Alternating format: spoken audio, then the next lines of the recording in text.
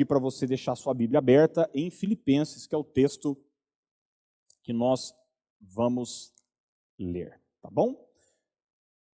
Hoje pela manhã eu iniciei uma mensagem que o tema até pode parecer e soar estranho para alguns. Uma coisa não anula a outra. Uma coisa não anula a outra. Se você não esteve conosco de manhã, pode depois dar uma olhada aí, a mensagem está gravada. E o texto que eu usei como base, quero usar agora à noite, é o de Filipenses 4:5, que diz o seguinte, palavras do apóstolo Paulo: seja a vossa moderação conhecida de todos os homens, perto está o Senhor. Seja a vossa moderação conhecida de todos os homens, perto está o Senhor.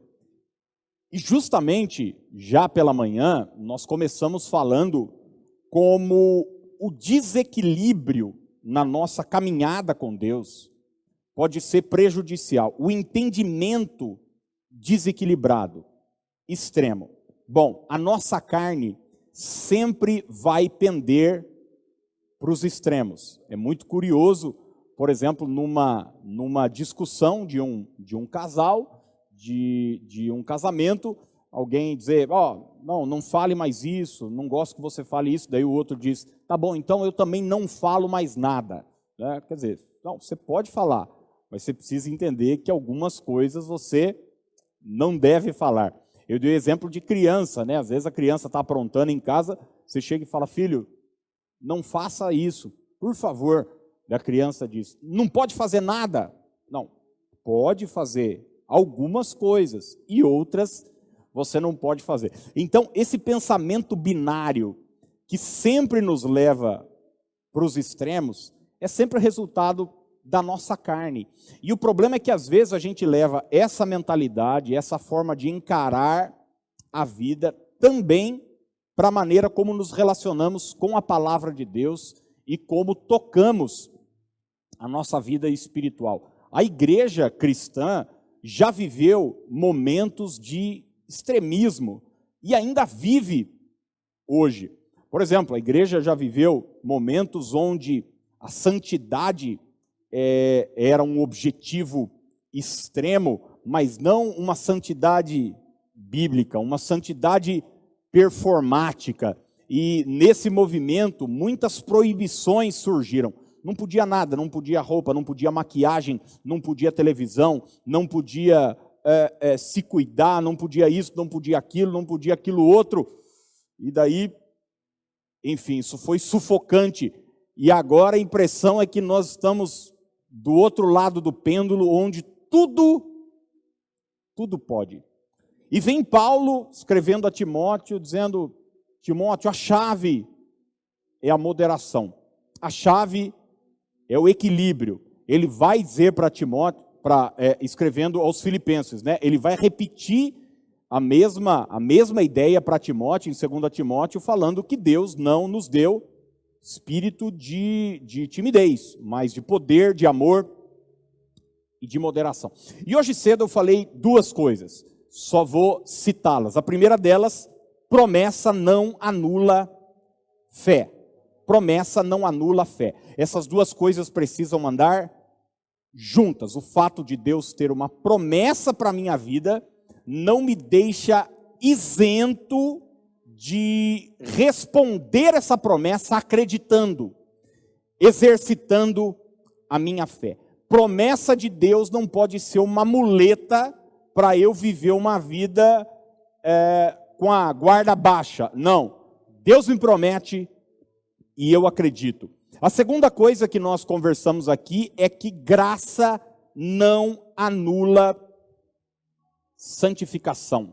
Graça não anula santificação. O fato de Deus me amar como eu sou, o fato de Deus me favorecer sem que eu tenha mérito pessoal para isso, não me deixa livre para ter uma vida suja, impura no pecado. O mesmo Deus que diz, eu sou gracioso com vocês, a minha graça alcança vocês. É o mesmo Deus que diz no Antigo Testamento e no Novo Testamento: sede santos, porque eu, o Senhor teu Deus, sou santo.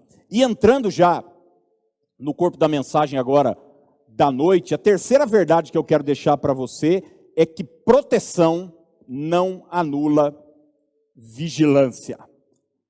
Proteção não anula vigilância. Eu tenho uma boa notícia para você. Você serve a um Deus que te guarda. Você serve a um Deus que te protege. Se você ler o Salmo 91, você vai ver que coisa extraordinária naquele cenário caótico de seta, de praga, de mortandade, de 1000 caindo de um lado, 10.000 do outro lado. Você vê um Deus que nos guarda, que nos protege, que envia os teus anjos. Mas eu tenho uma outra notícia para você.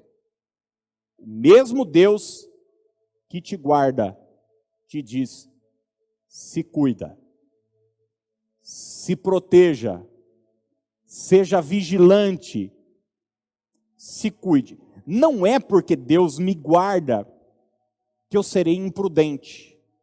Não é porque eu tenho de Deus proteção que eu viverei uma vida descuidada. Você vai ver que isso é tão importante que numa das suas tentações, ali em Mateus capítulo 4, Jesus enfrentou 3 níveis de tentação.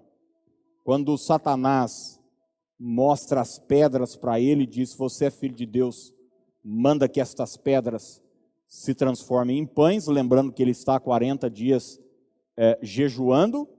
A outra tentação é quando o diabo mostra todos os reinos do mundo e diz: tudo isso eu te darei, se prostrado me adorares. Mas a outra tentação passa exatamente por isso que eu estou falando com você. Essa coisa de levar a palavra de Deus para os extremos, como é perigoso. Olha só o que Mateus 4, 5 a 7 nos diz.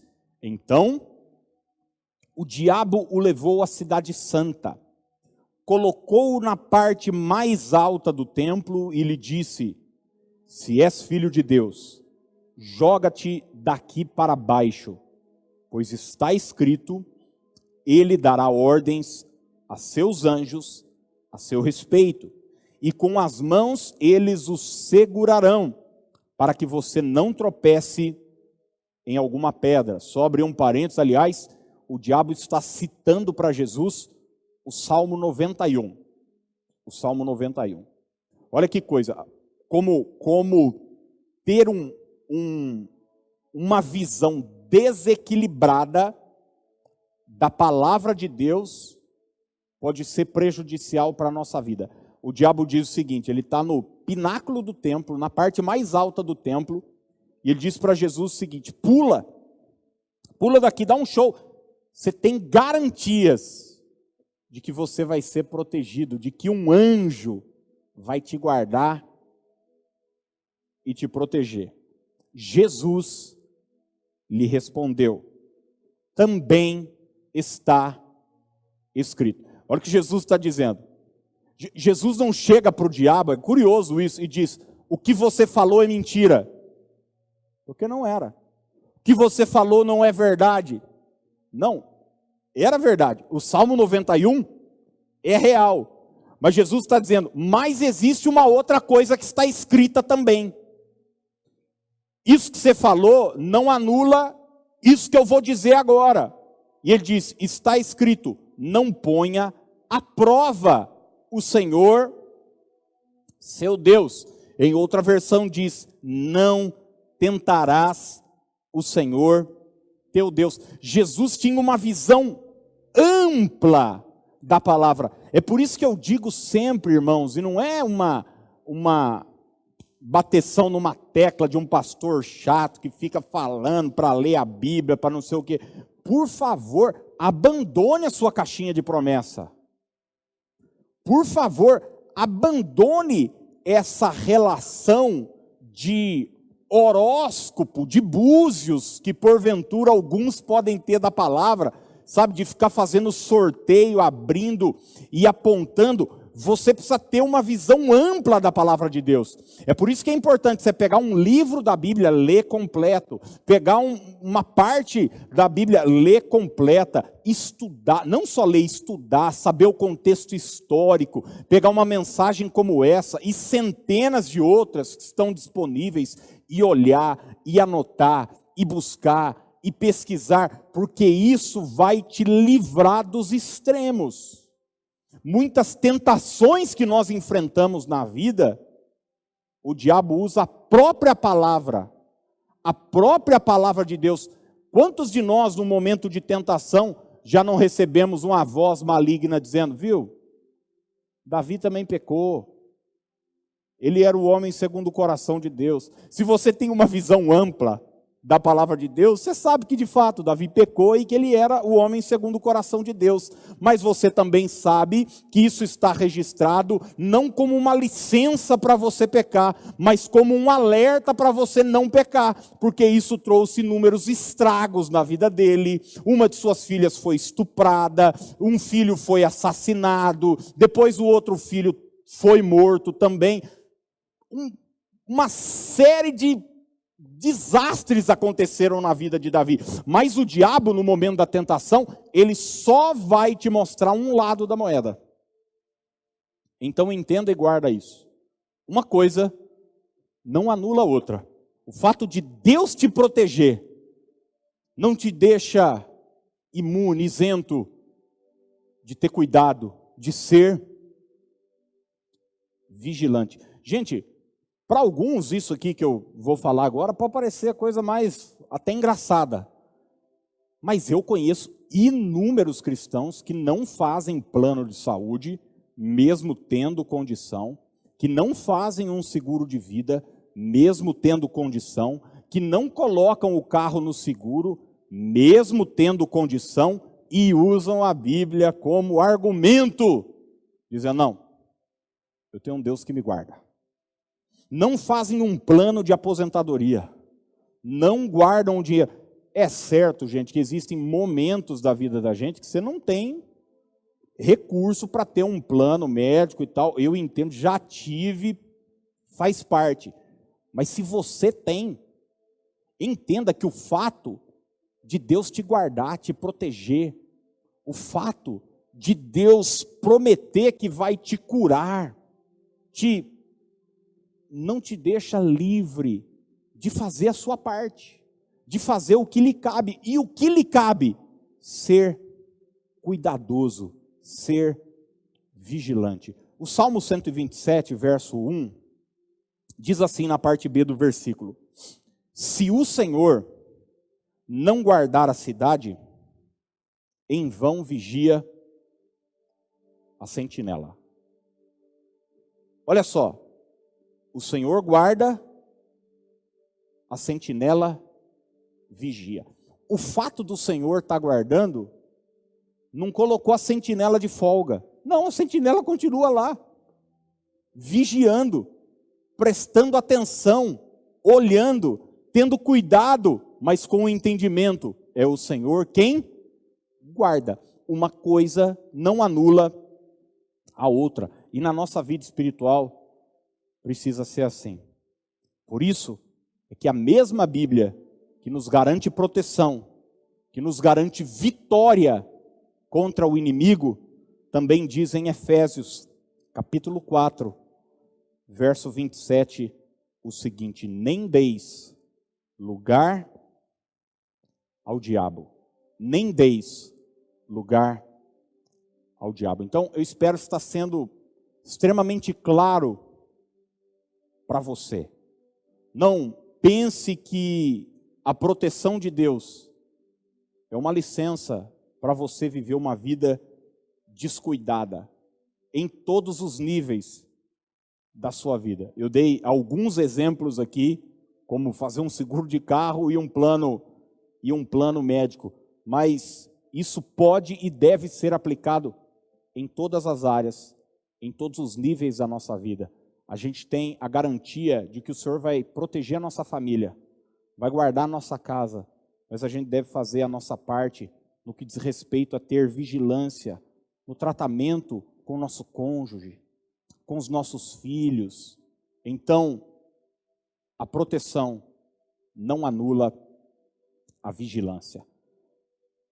A quarta coisa que eu queria deixar para nós hoje é que soberania de Deus não anula livre-arbítrio.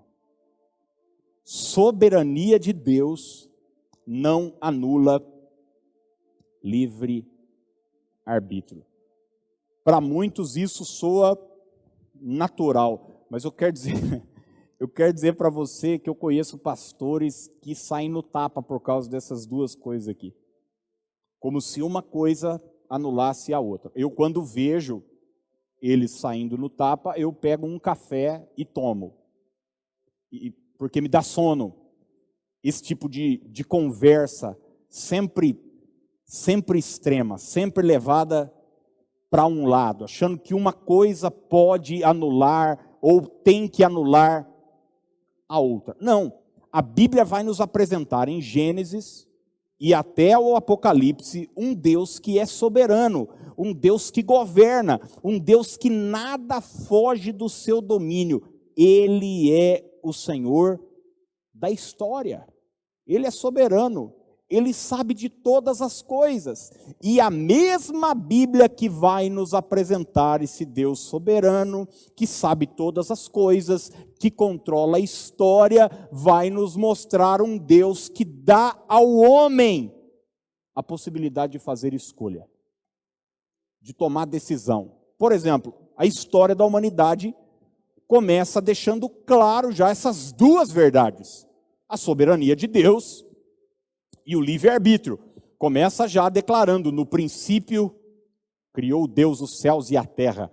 E você vai vendo em Gênesis, no capítulo 1, a descrição de um Deus soberano, criador, criando planetas, astros, estrelas, o universo, as galáxias, a natureza, fazendo separação de água, terra, animais, o homem, coroa da criação. E você vai ver o mesmo Deus, nesse contexto, dizer para o homem o seguinte: rapaz, pode comer de tudo aqui, ó. Só essa árvore aqui não come não, porque se comer vai dar problema. Vai dar problema. O soberano deu ao homem o poder de escolher. E o fato dele ter dado ao homem o poder de escolher não o tornou menos soberano, não o diminuiu como Deus. Pelo contrário, ele continua sendo Deus e o homem continua tendo a oportunidade de tomar as suas decisões. A soberania de Deus não anula o livre-arbítrio e vice-versa. No Pai Nosso, que é uma oração que todos nós conhecemos, Jesus já começa nos mostrando o soberano, o grande Pai, que está nos céus. Ele está no céu, ele não está na terra, ele não é humano. Ele é o soberano. Ele diz: vós orareis assim: Pai Nosso que estás nos céus. E é curioso que essa mesma oração vai dizer o seguinte: faz tua vontade aqui na terra, como ela é feita no céu. Está mais do que claro que no céu a vontade dele é feita. Mas aqui na terra ela deve ser buscada, ela deve ser desejada, ela não acontece por decreto ou por imposição, é uma busca. Faz tua vontade, Senhor, faz tua vontade. O Salmo 127, o mesmo verso que nós lemos agora há pouco, mas na primeira parte do versículo, o salmista diz o seguinte: se o Senhor não edificar a casa, em vão trabalham os que a edificam. Soberania de Deus não é uma licença para eu cruzar os braços e dizer: é Deus quem vai fazer. Não. O Senhor edifica a casa, mas o trabalhador está ali também edificando. Uma coisa não anulou a outra. O fato de só Deus estar presente no sentido de buscar a edificação de algo, não anulou a responsabilidade das decisões desse cara que está junto com Deus construindo algo. Na prática, o que isso pode significar? Por exemplo, Deus sabe quem vai ser salvo. Deus sabe, Ele é soberano. Mas eu e você temos a responsabilidade de evangelizar. Uma coisa não vai anular a outra. Deus sabe quem vai ser curado ou não. Eu não sei. Você vai ver até com base na palavra de Deus, que o mesmo Paulo, que ressuscitou Eutico em Atos dos Apóstolos, deixou Trófimo doente em Mileto. A gente, às vezes, não entende porque algumas pessoas são curadas e outras não são curadas. Mas uma coisa eu sei, que eu devo orar por cura. Então, a soberania de Deus não anula a minha responsabilidade de agir. Jesus disse em João 15:5, porque sem mim nada podeis fazer. Sem mim nada podeis fazer. Gente, isso não é um descanso no sentido da gente ir para casa e dizer o seguinte, não, então deixa ele que faça. Não, olha só o entendimento que o apóstolo Paulo tinha dessa verdade. 1 Coríntios 3:9, ele diz o seguinte, porque de Deus somos cooperadores. Só essa frase, porque de Deus somos cooperadores. Deus é quem faz e eu ajudo. Deus é quem realiza e eu coopero com Ele. A soberania de Deus não anula as minhas decisões, as minhas atitudes, o meu livre arbítrio. E em quinto e último lugar, o Novo Testamento não anula o Antigo Testamento. Vou repetir. O Novo Testamento não anula o Antigo Testamento. Infelizmente existe muita confusão aqui e muita confusão teológica. Alguns cristãos ignoram o Antigo Testamento. Você sabe que a Bíblia é dividida em duas partes, de Gênesis a Malaquias, nós chamamos de Antigo Testamento, de Mateus a Apocalipse, o Novo Testamento. 39 livros no Antigo, 27 no Novo. Muitos cristãos ignoram o Antigo Testamento, dizendo, não, agora é tudo novo, virou a página, Jesus veio, é um novo tempo, esquece o que foi, é daqui para diante. Não tem nada lá, nem lê, nem olha. Em contrapartida, existem muitos cristãos que insistem em viver na velha aliança. Insistem em viver no Antigo Testamento. Mas é interessante a maneira como Jesus se relacionava, como Jesus transitava em meio a tudo isso. Porque, imagina, Jesus chega naquele momento histórico, onde de fato uma nova era, um novo momento estava sendo inaugurado, e ele tinha que lidar com os fariseus, com os saduceus, com os escribas, com os religiosos da época, com a nação de Israel, tinha o Império Romano, tinha uma série de posições acerca de como a religião instituída deveria andar. E Jesus chega no meio de tudo aquilo sendo questionado. As pessoas dizem, Mas espera um pouco, você não pode fazer isso, você está quebrando tal lei, você não está fazendo tal coisa, você está fazendo tal coisa. E Jesus, no meio de tudo aquilo, Mateus 5, 17, no Sermão da Montanha, ele diz: não pensem que vim abolir a lei ou os profetas. Não vim abolir, mas cumprir. Não vim abolir, mas cumprir. O que nós precisamos entender, irmãos, é que tudo aquilo no Antigo Testamento que era ritual foi abolido. Tudo aquilo que era ritual. Pastor, o que isso significa? No Antigo Testamento você precisava se apresentar a Deus, tinha as ofertas de animais que precisava ser recebido, uma pomba, um carneiro, um bode, o sacerdote receberia essa oferta, aprovaria ou não, olharia se o animal poderia ser sacrificado, se ele tinha alguma imperfeição, tinha um jeito certo, o sacerdote tinha que estar com uma roupa específica, o lugar precisava ser ali no templo, em Jerusalém, não podia ser em qualquer dia, tinha um dia específico, era um ritual. As festas, tudo isso em Jesus foi abolido. Abolido.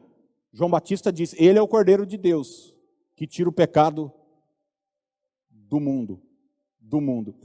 Não é necessário, Paulo vai dizer, a oferta agora não são animais, a oferta agora é sua vida.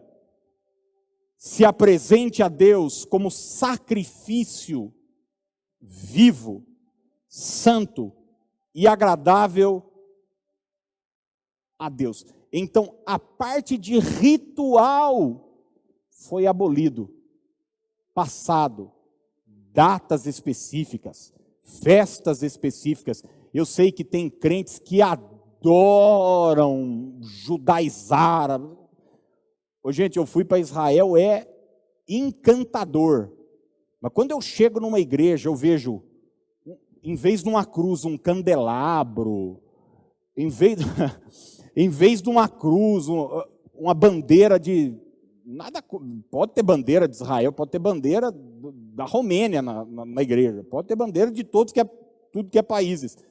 Mas não, tudo que é ritual ficou para trás.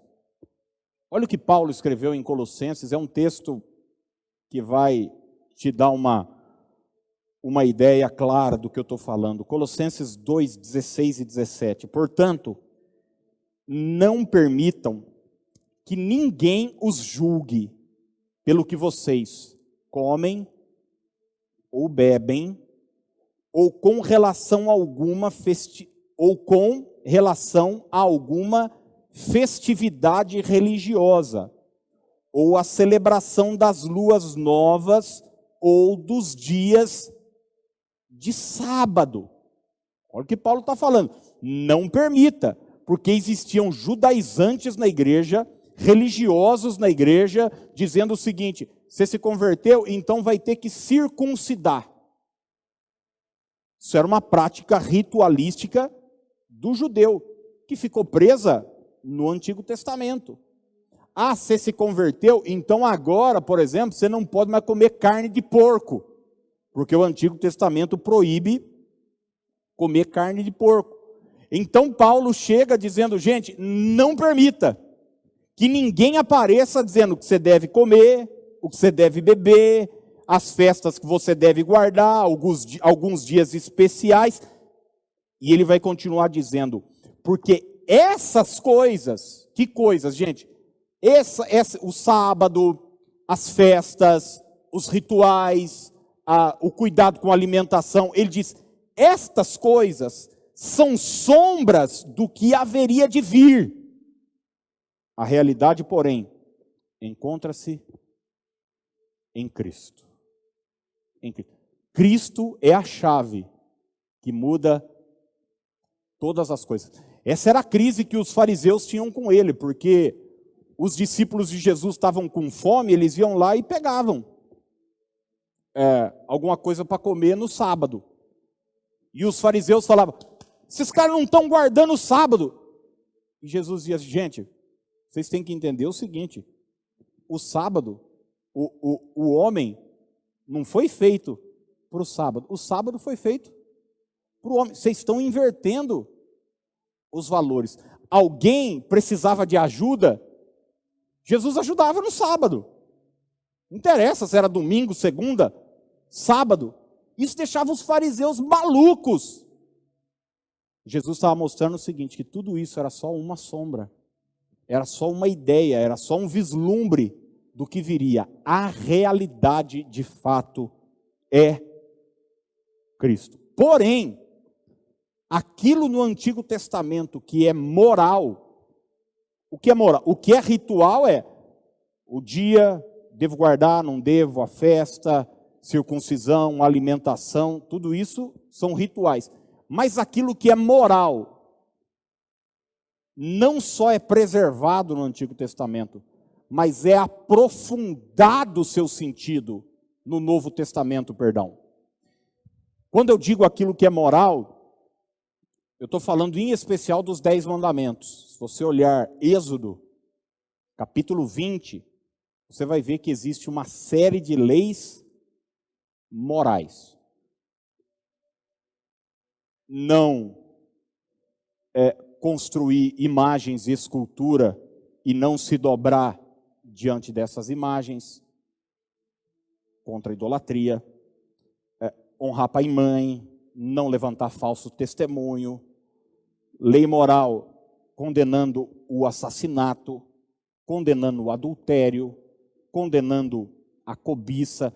Você vai olhar lá os 10 mandamentos, você vai ver, é uma lei moral, coisas que eu não devo fazer, coisas que eu não posso fazer. Mas é interessante que daí muitos cristãos, eles não conseguem ter uma visão abrangente da situação, e daí eles compram um pacote inteiro. Eles querem estar, é Fla-Flu, entendeu? É Corinthians e Palmeiras, ou é PT ou Bolsonaro, ou é de um lado ou é do outro. Eles não conseguem ter uma visão clara sobre essa situação. Por quê? Porque Jesus não só vai pegar a lei moral do Antigo Testamento e dizer, isso aqui deve ser preservado, mas ele vai dar um novo significado, e não é um novo significado de liberação, de vista grossa, de modernidade, no sentido, não, gente, agora é o seguinte, novo tempo, paz e amor. Olha o que Mateus 5 diz, Mateus 5, 21, isso é só um dos exemplos que Jesus vai dar. Ouvistes que foi dito aos antigos, não matarás, uma lei moral, está lá em Êxodo 20, e quem matar estará sujeito a julgamento. Agora olha só, eu, porém, vos digo, qual é a visão de Jesus?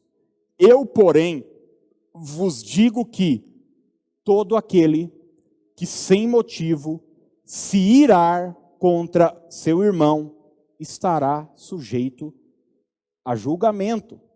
E quem proferir um insulto a seu irmão estará sujeito a julgamento no tribunal. E quem lhe chamar tolo estará sujeito ao fogo do inferno.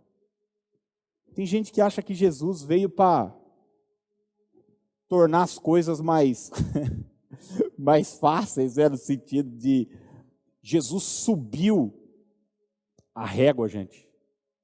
Jesus subiu o sarrafo moral. Jesus espera que seus discípulos, que já têm o conhecimento da lei no passado, agora ainda por receberem uma carga de graça, se tornem um padrão muito superior do que os religiosos da época eram. Tanto é que ele vai dizer, se a justiça de vocês não exceder a dos fariseus e a dos escribas, não valeu de nada. A leitura que Jesus faz, por exemplo, acerca do adultério, nessa mesma passagem, é tão importante quanto essa acerca do assassinato. Ele vai dizer o seguinte: vocês ouviram que foi dito para os antigos? Não cometerás adultério. Quer dizer, não vá para a cama com uma mulher que não é sua, com um homem que não é seu, que não é casado com você.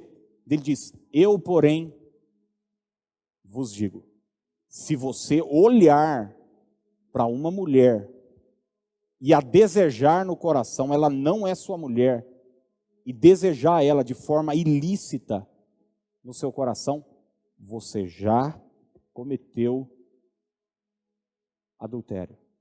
Então entenda que o Antigo Testamento não anula o Novo Testamento, e o Novo Testamento não anula o Antigo Testamento. Os dois andam juntos. Você vai ver a questão financeira, por exemplo. Muitos cristãos acham que no Novo Testamento o dízimo, por exemplo, as contribuições, as ofertas foram abolidas. Não foram abolidas, foram aprofundadas. O nível de contribuição da igreja primitiva, subiu. Eles davam muito mais do que o dízimo. Muito mais do que o dízimo.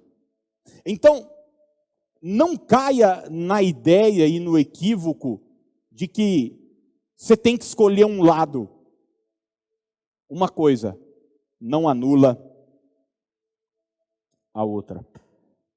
Existe um evangelho sendo pregado hoje, infelizmente, que não requer nenhum compromisso moral. Eu quero dizer para você que isso é um absurdo. É um evangelho de hipergraça. Deus é gracioso, é verdade. Deus é amoroso, é verdade. Deus me ama apesar dos meus pecados, é verdade. Mas é verdade também que Ele espera que eu ande em santidade, em retidão. Uma coisa não vai anular a outra. Tem gente que acha que vale tudo nesse mundo. Vale tudo. Tá valendo tudo. Só não vale me contrariar. Porque Deus é amor. Entendeu? Então eu posso fazer o que eu quiser, porque nós estamos vivendo um momento de graça, com a chegada da nova aliança, do novo. Não. Quero dizer para você que o padrão agora se tornou muito superior. E que essa palavra de esclarecimento hoje, eu creio que o Senhor hoje quis arrumar nossa cabeça, gente. Porque, infelizmente, existe muita confusão no meio da igreja com essas questões. Até porque a gente é ensinado, desde criança, parece, a ter esse pensamento binário, né? Você já conversou com pessoas que é o tico e o teco dentro do cérebro da pessoa? Você vai conversar com a pessoa, ela... Sua igreja é tradicional ou pentecostal? É sempre...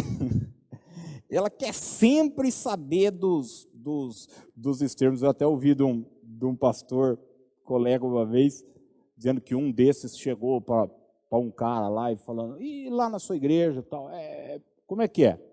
É pentecostal, é tradicional, é do fogo? O cara falou, não, lá a gente só fala uma linguinha assim, mas é bem de boa, bem de leve. Mas não se permita levar para os extremos da vida. Seja a vossa moderação conhecida de todos os homens, perto está o Senhor.